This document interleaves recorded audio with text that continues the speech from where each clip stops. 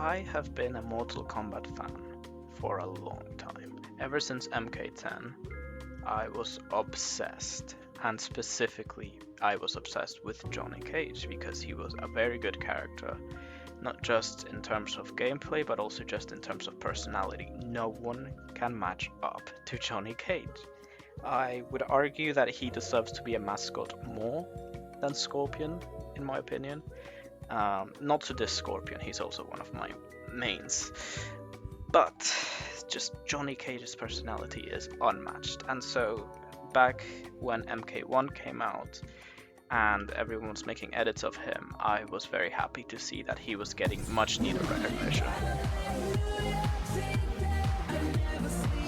And something that I noticed was that International Love is constantly used. It basically became his main theme for Johnny Cage, which I found pretty fitting, even when I didn't actually look into the lyrics, but especially looking into the lyrics, it's very Johnny Cage. And so I was thinking, for this young channel, the first review should be on Pitbull's International Love. Now Pitbull, pretty interesting man. He is a Floridian rapper born of Cuban parents that really blew up around 2009. And he is just your typical promiscuous rapper. That's basically his entire personality. And this song is the most egregious example of that. He's basically saying, hey, I can go around the world sleeping with as many women as I want.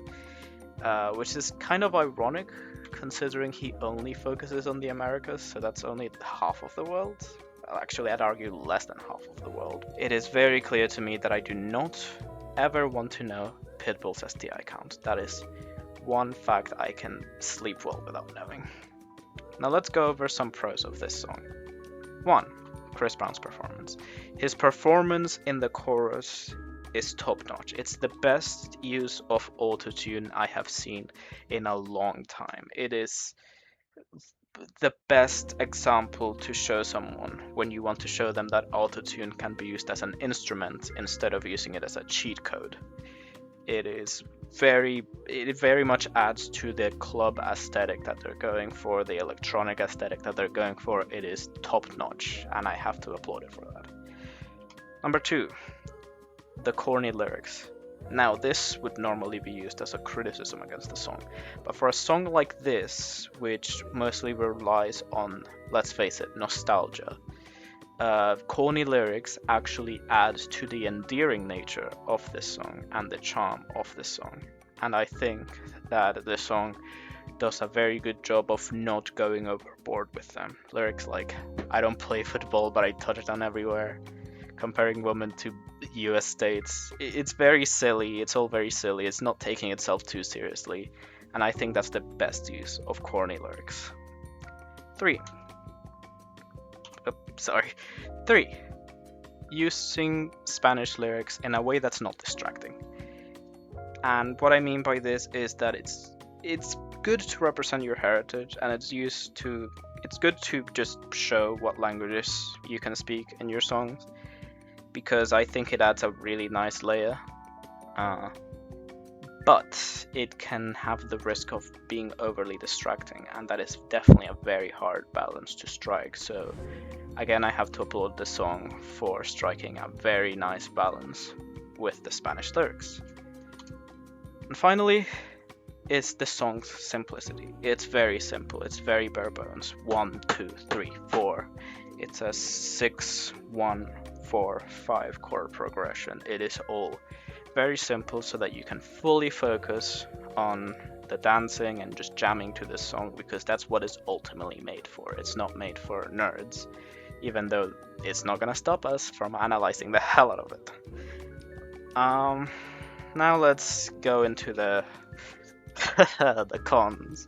Number 1, I know the song main theme is about going around the world and sleeping with women, but I'm still gonna criticize it for being over-sexualized, and that's because I don't like it, and this is my review, and I can include it in the cons if I want to.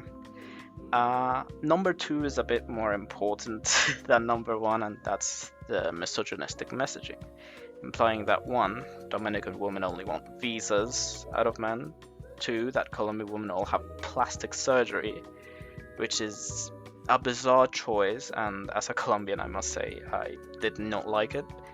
3, that Brazilian women are freaks and wear thongs, which, yikes. And it gets worse when you realize that when he mentions Cuban and American women, no stereotypes come up. Absolutely zero. That gives a pretty bad image for Pitbull. And I don't like what messaging is going on here.